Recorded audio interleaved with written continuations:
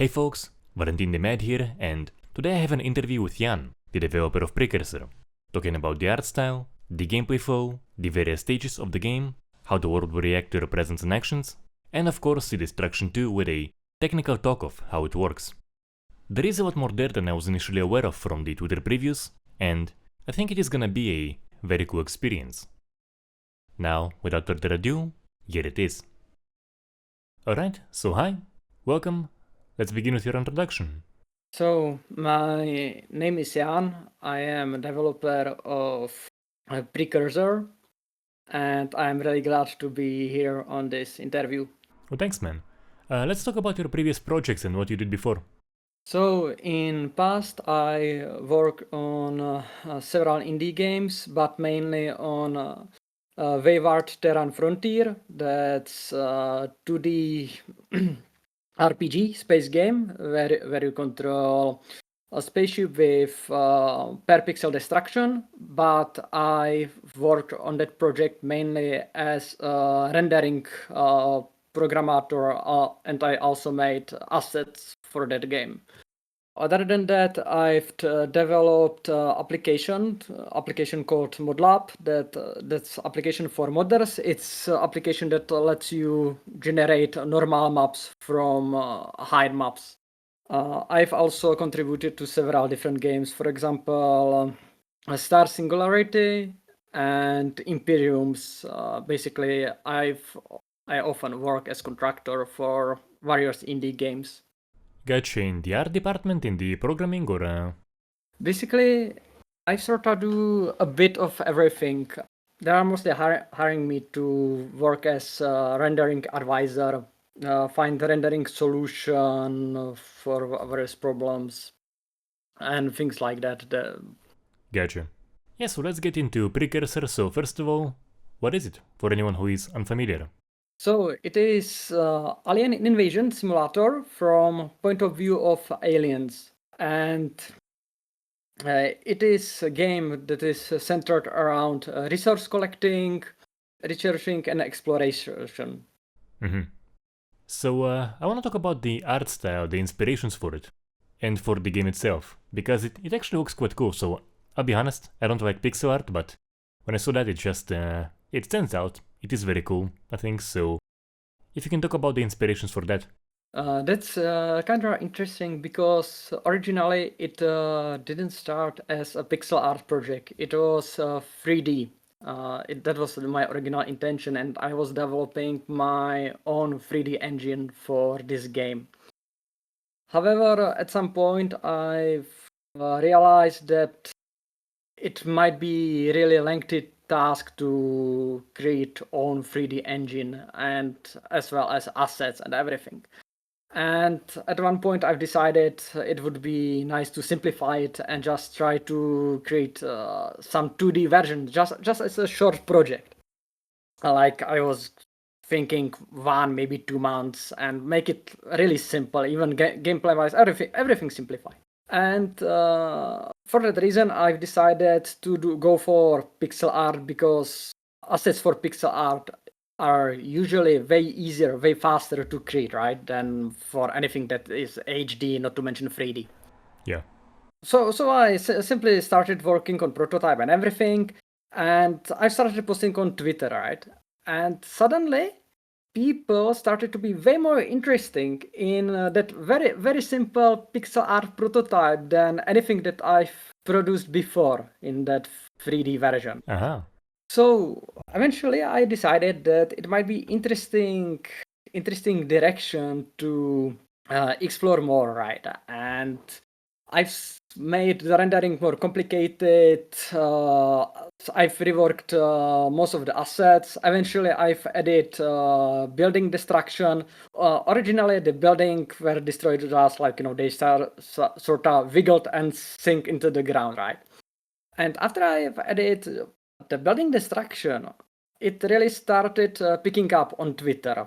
So I've decided that I will actually make this my main project, and So any simplification that I had in mind before that went out of the window, right? And I decided, okay, so let's work on this and let's make it as detailed and as complex as I wanted for the original version, for the 3D version. Nice. And about the art style specifically. So basically, I like to work on sort of realistic looking games. If you will check the Wayward Terran Frontier, it's 2D game, but it kind of has a realistic stylization. It's normal high resolution, and it also has dynamic lighting. Using normal maps. That's basically why I developed ModLab in the past. I wanted to make it easy for modders to add new ships into that game. So the style in Precursor is sort of the result of this. It's pixel art because I wanted something where I can add new assets quite easily, and it's realistic because that's, or pseudo realistic, because that's art style I usually incline to. So it's kind of combination of that pixel art and relatively modern rendering approaches, like physically based rendering, dynamic lighting, volumetric rendering for clouds, fluid simulation for river, and things like that. Oh, that's cool. Alright, so let's talk about the key features and generally the overall gameplay flow. So, as you mentioned, we have the 2-tier previews with all the action, destruction stuff. I've seen a few with the global map. And so basically, you get in the game and how is it going to be? What's the gameplay flow going to be like? So the game is sort of made up from two parts. The one part is strategical overview. That's sort of a manager kind of thing where you have overview of the planet, of the Earth, and you have also your base on a moon where you can build new ships. You pick where you want to sort of influence. You pick the spots for your missions, and those spots are randomly generated. However, you will be also able to influence if you want to focus on cities or secluded areas and things like that. And you can also pick which regions on Earth you want to influence in one way or another. So you can imagine that strategic phase as something as Plague Incorporated or Pandemic or something like this. However, that's only half of the game. The other half is about what's happening on the surface, on the missions that you basically choose. And let me show you. Think from here.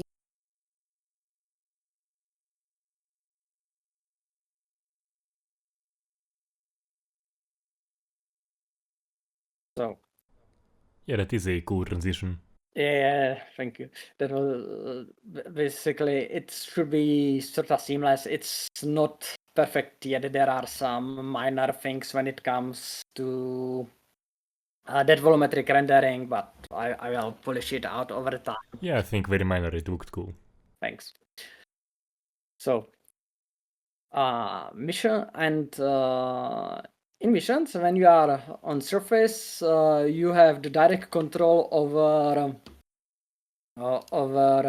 your ship, and here it plays as, it's actually sort of hard to compare it to anything directly. The main idea for the gameplay here is at least for combat, is action RPG.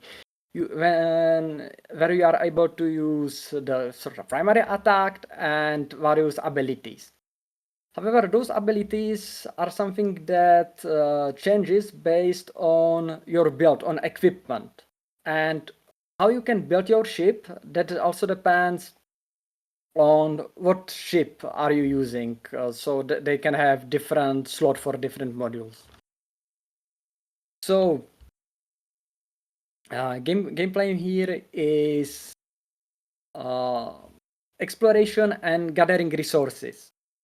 You can gather resources from destruction of vehicles and things like that. And also, what's important is gathering information, because as an alien, you don't really understand Earth, and for that you have various means of discovering things, like discovering what are humans in the first place. You can abdicate them.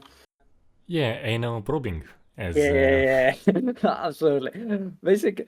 So actually, you can interrogate them. You can learn their language and things like that. That will help you to gather more information. For example, when I show you that planet on the start, at the start of the game, you won't even see the regions.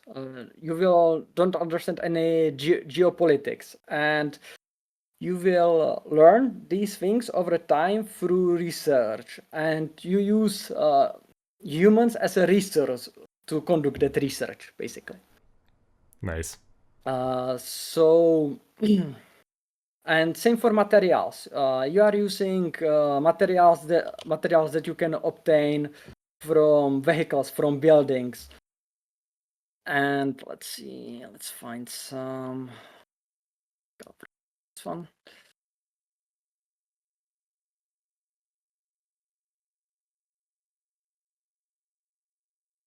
So we are collecting various objects. You are collecting resources, like for example iron that just dropped from this, and it's that cycle of collect resources, bring resources, research bigger ships, and progress that way, right? So in that way, it's sort of survival game, because of course humans will try to fight you back. Although, Yeah, I imagine they will be a little bit weirded out by a huge UFO yeah, in the middle of rural and that's the USA. thing. Yeah, and that's the thing. So basically, the idea is that at the start of the game, you are trying to avoid the detection, collect as much information and as much resources as possible. And that the game is separated into several sort of stages that has gradual transition. The first one is sort of just stay hidden, collect what you can. Then you will start attacking military bases to obtain more advanced resources that will let you build more advanced ships. Then there is sort of terraforming phase that will again give you access to more resources. However, and it will shift a gameplay a bit towards more defensive stance, where you are defending certain points or on surface that are basically what you're terraforming towers and things like that. Mm-hmm. It's really not super simple to compare it to anything else. There is, of course, this inspiration that came from XCOM series, but it won't be playing the same. Like obviously it's from the other point of view, right? But Yeah, it does look very different from what I saw. Haven't played it personally. Alright, so can you showcase the combat? So, about the combat. On the surface, it uses mechanism from action RPGs. You have some primary attacks that depends mainly on class of the ship you are using, and set of abilities, and those depends on type of core you are using, as well as modules you equip. There is, however, quite a bit of tactical depth. For instance, you can identify enemies that provide radar guidance for missiles and take them out first. This will disable guided weaponry for other enemies from the same group. I also have some plans for various electronic countermeasures. When it comes to defense, I was never a fan of bullet hells and dodging attacks in games. Some hulls are armored tanked, and when you basically properly position and angle your armor, it can ricochet most of the projectiles. So positioning matters a lot. Some hulls are shield focused, and for shields you can use directional hardening, so that also supports proper positioning, so you don't want to get overwhelmed from all sides and things like that. In general, your ship isn't very fast and enemies are precise, so you really have to plan ahead and know what you can and can't tank. And regarding abilities, certain sets of abilities are tied to specific cores. For example, there is Plasma Core that is built around dealing damage over time to enemies. It applies stacking debuff on them. And your abilities in that case can manipulate that damage, that debuff. For example, it can consume it and create powerful explosion around those enemies. Other one is, for example, Graviton Core that stacks sort of combo points that you can also use to fuel abilities that will disable your enemies, manipulate their position, and things like that. I want mainly for players to be able to find their favorite ship class and customize it through the abilities and cores. Yeah, absolutely, yeah. Alright, yeah, so actually a question I had is about location types. So, I've seen this kind of city. We have like more different styles of cities for different continents, areas of the world. Yeah, I'm definitely planning to cover different biomes. Right now, I have only uh, temperate climate. So the one you can see, in Central Europe, a good portion of USA and such. However, I'm definitely going to cover things like deserts because there are a lot of uh, alien pull towards the desert, of course. Mm-hmm. However, even though I have Like, I think Japan would be cool. Japan, yeah, that would be cool, and that's something I would like to expand over the time. Yeah, So yeah. it's always possible to simply add more biomes, more buildings, more things like that.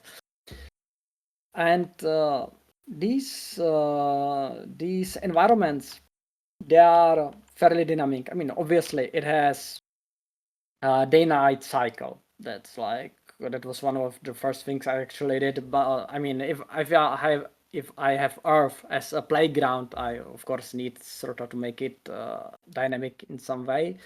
So let's sort of speed this up a little bit. And so you can see that. Yeah. Oh man, that's cool. Like, yeah, like the art style is simplish, but all the tech to making it adapt to the lighting, to the changes in the environment, man, that is cool.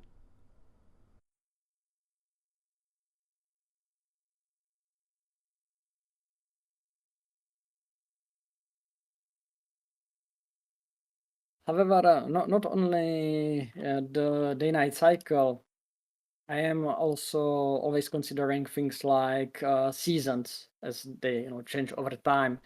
So Mm-hmm.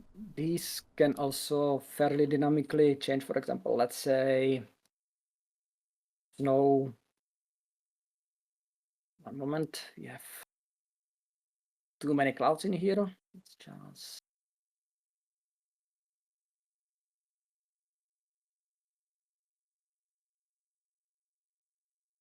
be easier to see in village. Okay. So there are things like snow accumulation. So it is easy to simulate different seasons. And right now about the biome. So right now this is the I have only one biome. However, I can generate different zone types. You've seen city. This is sort of small village sort of deal, and I also have farmlands because what would be UFO game That's the classic. without some cows and farms and things like that. It just wouldn't work. Right? Oh yeah. So Everyone needs steaks, so yeah. yeah, exactly. And these are resource for you too, in a way. You can collect them, and you can use organics that you can acquire on Earth as sort of biomass. And actually, you will be able to craft alloys from biomass and different metals that you are using to construct your ships and modules and things like that.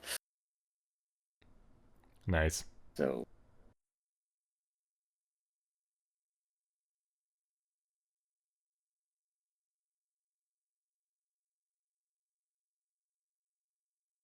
this isn't connected yet. It's mostly done, but again, everything is work in progress. This is still a really early stage because this is built from growth up. This framework engine, everything is in-house. So yeah. So however, there is system that is generating the response from humans based on your actions and based on what they know about you. So, for example, as I said, at the start of the game, you mostly want to stay hidden for at least for some time before you collect information and some basic resource, create some better weapons and things like that. And when they detect you for first time, for example, if many people spot you, if one person, someone in forest sees you, that does nothing, right? Like in real life, like you who would trust that person? You can't even trust video footage these days. However, if you, for example, end up in middle of village or middle of city, that starts to generate response. And until your actions are hostile, their response is also neutral. Like they will try to just sort of figure out what is your intention, what even are you, right? However, the moment you generate any hostility, any aggression, they will start sending military units, and that's based on nearest military base. So basically, when you enter the zone like this, game checks for nearest military base, and when it has to deploy units, it checks its inventory and starts deploying units. And it also can respond to specific weapons or strategies you deploy. So, for example, right now, AI is able to deploy long-range missiles if it feels it's the best course of action, right? So that system is, for the most part, done. It just isn't right now. It isn't hook up to these zone simulations. But it should be relatively dynamic once completely finished. Yeah, cool stuff, cool stuff. Can you perhaps now showcase the destruction? How it works, and yeah, as you mentioned, get all technical about it. All the fun details. So about the building destruction, it's basically fairly simple on underlying level. It is using Verlet integration to simulate the destruction that collapse and everything and stability. There is a bit of a plot twist. So about the Verlet simulation, I think most of the people played at some point Bridge Builder. Right? I don't know if you played it, if you remember it. It's Not really, no. no. Okay, so it's a game where you are connecting sort of constraints, sort of pieces into a bridge, and your goal is to make it stable enough. And that's a very typical game that is using the Verlet integration as simulation. And how it looks like is something like this, right? So it is simply a net of constraints that are connected to through joints in these spots. And when you remove some constraints, gravity is still applied on everything, on every joint. So they are being pulled down, and that generates stress. Here you can see those brighter ones. Here is some stress generated. It's basically a deviation of spring. You can imagine those constraints as very stiff springs, right? And if you put weight of them or pull on them, the stress is increasing, and after a certain point they will simply break. And here you can see there is a lot of stress on these, and eventually it will collapse. Nice. Yeah. So this integration is fairly efficient, mainly when you can limit the scope, the amount on which you have to run it. Of course, so for example, this building is now completely passive. This is not costing any performance basically at all for a simulation. And also it's relatively easy to check which parts needs to be simulated. So this lets me simulate even if I would be destroying most of the city at the same time, it still would run on single core CPU. I don't mean the single core CPU like that when it was only single cores, right? That would be mentioned. But right now it isn't even multi-threaded. The simulation isn't multi-threaded, and I can destroy whole city basically in one go, and there wouldn't be any considerable performance issues. Yeah, and basically it definitely looks good. Gets the job done. Yeah, thanks. And however, as you notice, the visualization has slightly more fidelity than these constraints, right? Like if I just close a little bit of damage, I can see there is some damage. Could you remove the kind of the showcase constraints again? Of course. Sorry about that. It's all good. And this one is Here we going go. a little bit. Oh, so there's now fire going on? Yeah. Oh, nice. Yeah, that is cool. So here you can see the damage that's basically more detailed than the constraints itself. Yeah. And it works like this. Every horizontal constraint, I will show you for one more moment. Yeah. Every horizontal constraint has a block attached to it, and that block is attached at the center of the constraint, and the center of the block is also at the center of a constraint. So it's like, this, like that block look approximately like this. And every block has sort of keeps the directional damage from left, right, and top. It probably could even keep from the below. However, when I was designing this, I was trying to save as much performance everywhere as possible.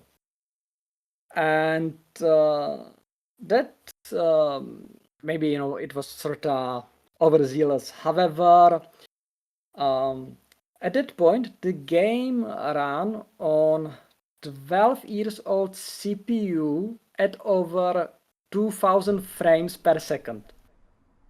So Nice. there was, a lot of optimizations going on, and right now most of that frame budget, like 80, maybe not 85% of frame budget right now goes to weather and to volumetric rendering of clouds. Right. However, everything else is incredibly cheap on any new machines. Without the clouds, this would run at thousands of FPS per second without any issues. So Nice. I dare to say that destruction and simulation in general is relatively optimized. Oh yeah, and definitely looks good still, yeah. So about so back to that destruction. So it just right now it keeps the damage from three directions: left, top, right. And you can see here visualized it as a color. Green is from right. Green is actually vertical. Red is from left, and blue is from right. And this is used to create dissolve gradient in shader. So visualization of that subtile destruction is done entirely on GPU in a way, right? Like CPU just sends the amount of damage from given direction. However, that per pixel visualization is done on GPU. So again, that's fairly efficient, fairly cheap. Mm-hmm. So if I do some more damage here, you can see how that directional damage here is being considered. Let me turn this off. And let me fix this building.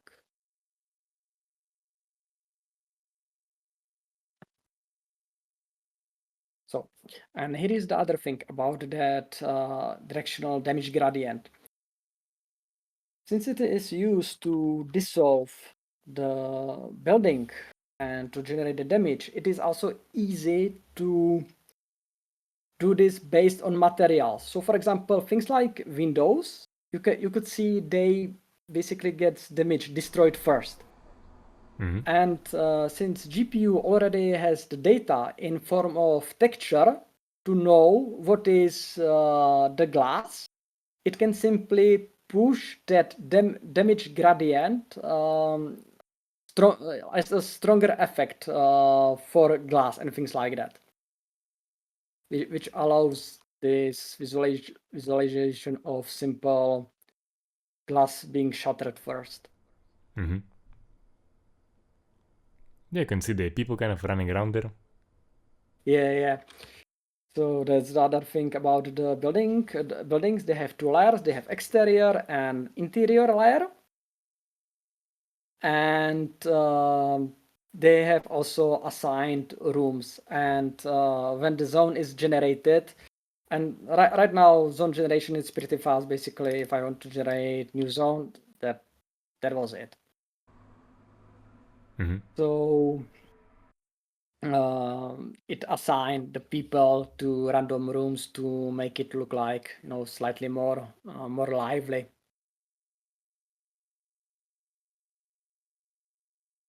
And one other thing that I would like to mention, maybe interesting to someone, Yeah. buildings and most of the things in the game uses data-oriented approach, which I believe is reasonable approach. Game is using C#. However, during when you are in the zone like this, there is absolutely no memory heap memory allocation. So there is no garbage collector pressure, and if I won't mess up something, game should run really smoothly without any hiccups and staggers and things like that. So for example, those constraints on that building, that all lives in a single array of structures that are tightly packed data. So it's fairly efficient for CPU to deal with it. And one interesting thing maybe about that, because I'm sure that some of the viewers will be familiar with Verlet integration, and there is this thing about it that it's not generally very easy to make it stable. And thing with pixel art is that if something isn't stable, it's really easy to see any kind of small positional or rotation change. It can create noise. Like basically, it will kind of wiggle in place, right? And some pixels will suddenly disappear and things like that.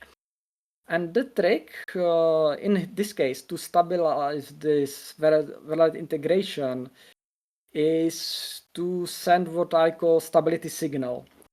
And how it works is that while horizontal constraints can be easily swap removed and sorted dynamically, vertical ones are always sorted as the building was imported, and that was from ground up. And when the simulation runs, it first resolves the vertical constraints. And as long as there is connection from the one that is touching ground, I call this one anchor, this joint is specifically called anchor, and as long as this happens, as that signal can propagate up, it knows that building is stable and can completely switch the can completely skip the simulation for that joint. So that makes it fairly easy to make it stable without any wiggle where it shouldn't. Other variant would be to run many iterations. However, that would become way more expensive for updates for simulation. Would there be a big difference in the looks of it, or? Big difference if it would be stabilized through iterations instead of this stability signal. Probably some. I don't think it would be significant. Depends how many iterations per update you would be willing to run. Mm-hmm.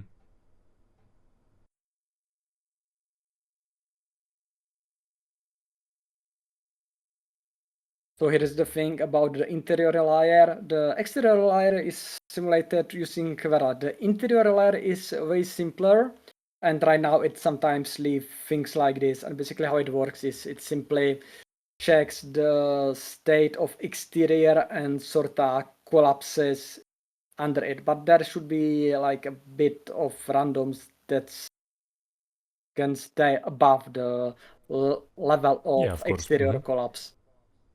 Yeah. But right now, sometimes it's visualized It is incorrectly. all work in progress, it's all good. Yeah.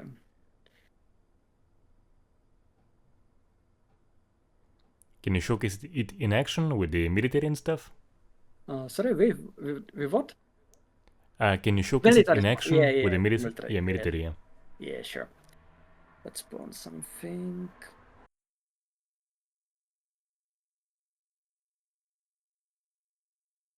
Du-du-du-du-du.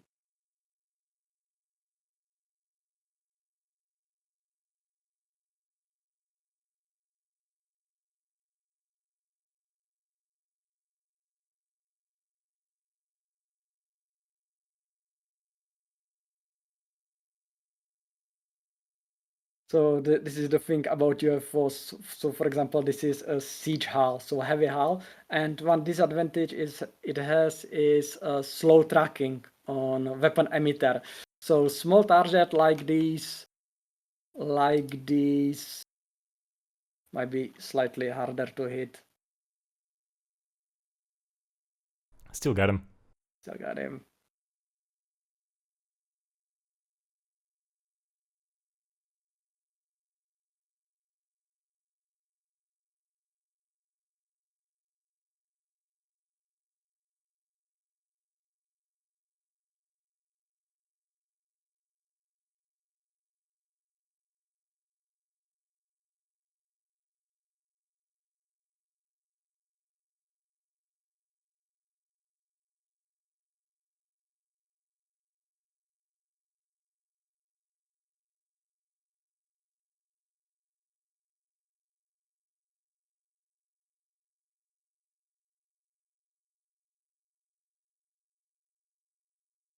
So I don't know if you noticed there was small pop-up about ground vehicles. So Yeah. game provides you with tracking of things you've spotted or scanned and things like that. So this is again work in progress. However, that system is going to feed directly into your research system. That's actually what I'm working on for last about 2 weeks. So there will be a research system, and you can, or rather, you have to find the different pieces of information for various various things. So some are obvious, like for example, things like kinetic shields or anti-kinetic shields are inspired by spotting some kinetic basic weaponry like missiles or typical ballistic guns, artillery, and things like that. Mm-hmm. So yeah, it's designed as a sort of arms war between you and mankind. Basically, you see some weapon they already developed, you develop the country measure, and they will develop country measure to your country measure, and that sort of keeps going till end of the game. And Yeah, so what's the end game, basically? so the end game will be fighting the resistance. As I've mentioned, there will be different factions split into regions, and they will be copy of what we have, mainly split into Western and Eastern bloc. And during the game, they will change and unify. They will basically developed two anti-alien dedicated faction and develop better weapons. So when you are starting with several split regions that you can attack and influence independently, over the course of time they will unify into two, and in the end into one.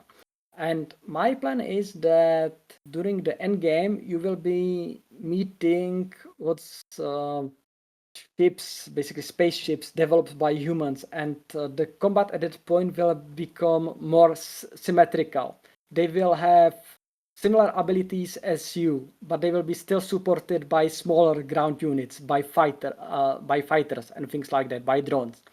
So endgame will be cleaning up the remainder of resistance, and while there will be fewer military bases, they will be way more powerful, and they will be able to deploy weaponry that's able to fight you on more equal footing. Nice. And Alright, so yeah, and yeah, and there is one plan, but that's sort of distant future. And there is in my design document there are a few pages about possibility of different alien race helping humans. aha. But to be honest, if that ever happens, it will be more likely in form of some big update after a release or expansion or something like that. Gotcha. Yeah, so a few last questions I had is, would there be mod support? So about mod support, I'm designing the game in a way that mod support should be possible without much of an issue. However, here is the thing. I like mods. I've started before game development. I was modding games, and I like mods a lot. However, for indie developer, I believe that first of all you need product that attracts modders, and full-fledged, really good modding support that modders would enjoy working with requires quite a lot of development time. And before I do that, I would like to focus on making the game as fun and playable as possible. Of course. So I can't support direct mod. I can't promise direct mod support. I would like to do it in future. It is really possible that it will happen. It will happen. And one more thing, this is C sharp, and for me, seeing the actual current performance, there isn't much of the reason for me to use ahead of time compilation or anything like that. So modding this game even without dedicated mod support should be actually quite possible. And by that I don't mean like simple modification of adding new buildings and new UFOs, new hulls, and things like that. That should be that actually might be super. That isn't that hard. However, like things like new weapons, new abilities, that still might be possible for people that are used to modding C# applications and games. Gotcha. Now as for release plans, pretty much rough estimate when perhaps a demo to try it out? So about the release date, I would really like to provide some exact release date. However, it's fairly complicated, or rather, I don't want to set it, and that's because I can't estimate how long it will take to reach the level of polish and sort of gameplay smoothness and gameplay complexity I would like to reach. And if I set date, there is good chance I would just keep kind of either pushing it back over and over again, or I would try to rush the game to fit that deadline. And I will rather be if that game takes the time it needs to be, decent. There are so many games released these days, and of course many of them are great, but it's difficult to make good first impression and to gain the player base with product that isn't really polished. Yeah, absolutely. And I guess you are going for a full release, as it seems. Not like early access. I would like to do some early access, but again, in modern age, even that early access has to be in fairly good condition. Yeah. I would like to release something playable during this year. It might be some sort of demo or something like that, just for people to kind of try the game at least a bit in some limited scope. Yeah, I mean, I think cities, army, just combat, even before all of the research and all of the other stuff. Yeah, yeah. Originally, I was thinking about making simple combat demo around previous winter, like 3 months back. And however, I've concluded that that game loop doesn't really work without, or at least in my opinion, without that progression line, without that resource gathering and crafting. So yeah, so I will have to see, but I would like to release demo that might be again greatly limited in content. However, that game loop will be sort of closed. That you will go through that collect, craft, research, and fight in sort of loop. Yeah. Yeah, it makes sense. Alright, yeah, so thanks for coming. It was awesome. Thanks a lot.